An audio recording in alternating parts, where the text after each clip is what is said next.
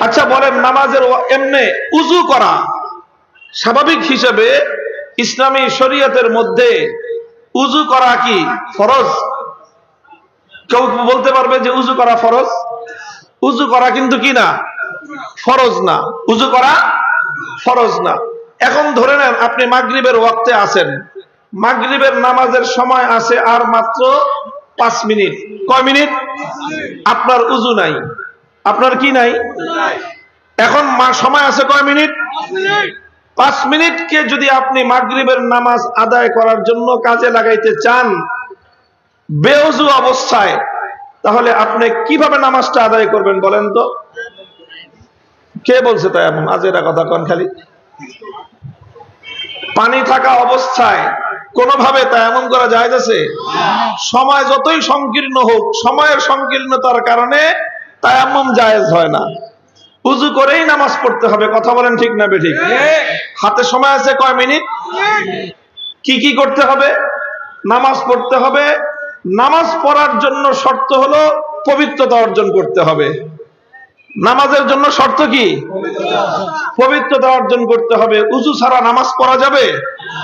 এখন নামাজ পড়া যেহেতু ফরজ আর উযু ছাড়া নামাজ পড়া যাবে না, এই জন্য এই মুহূর্তে উযু করাও ফরজ। যখন নামাজের এতটুকু ওয়াক্ত থাকে, যেই ওয়াক্তের মধ্যে এই মাত্র এখন উযু করে নামাজ না পড়লে নামাজ কাজা হয়ে যাওয়ার সম্ভাবনা থাকে, ওই মুহূর্তে উযু করা ফরজ হয়ে যায়।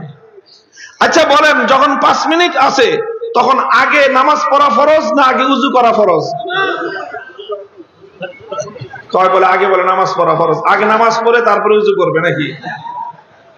আগে টয়লেট সেরে তারপরে পানি খরচ করবে? হ্যাঁ, আগে উযু করবে না আগে নামাজ পড়বে? কথা বলেন। তাহলে আগে নামাজ ফরজ হলো না আগে উযু ফরজ? আগে উযু ফরজ।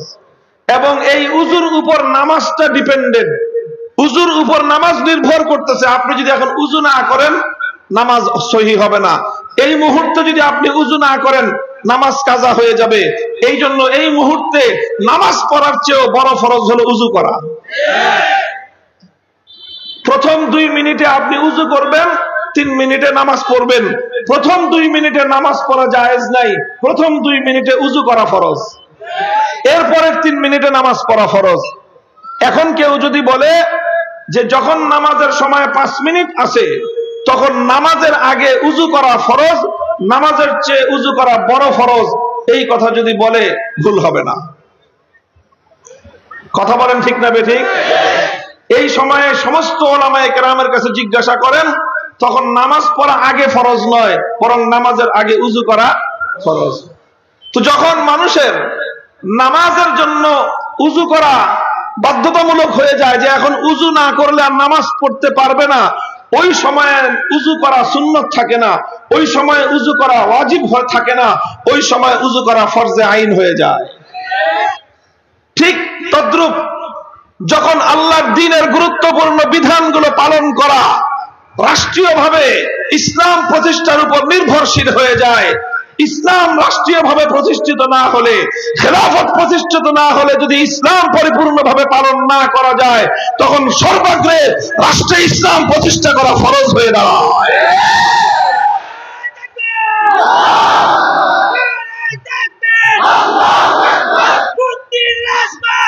হাফিজ জি হুজুর রাহমাতুল্লাহি আলাইহি এই কথাই বলেছিলেন যে খেলাফত প্রতিষ্ঠার জন্য সংগ্রাম করা এখন আহাম্মুল ফারায়েজ। কারণ এই ফরজ আদায় না করার কারণে ইমানের মধ্যে ত্রুটি থাকতেছে, এই ফরজ আদায় না করার কারণে নামাজের মধ্যে ত্রুটি থাকতেছে, এই ফরজ আদায় না করার কারণে যাকাতের মধ্যে ত্রুটি থাকতেছে, এই ফরজ আদায় না করার কারণে শরীয়তের অসংখ্য বিধানের মধ্যে ত্রুটি থেকে যাচ্ছে। বলবেন কেমনে ত্রুটি থেকে যাচ্ছে? কেমনে ত্রুটি থেকে যাচ্ছে? এই প্রশ্নের জবাব দেই, কেমনে ত্রুটি থাকতেছে?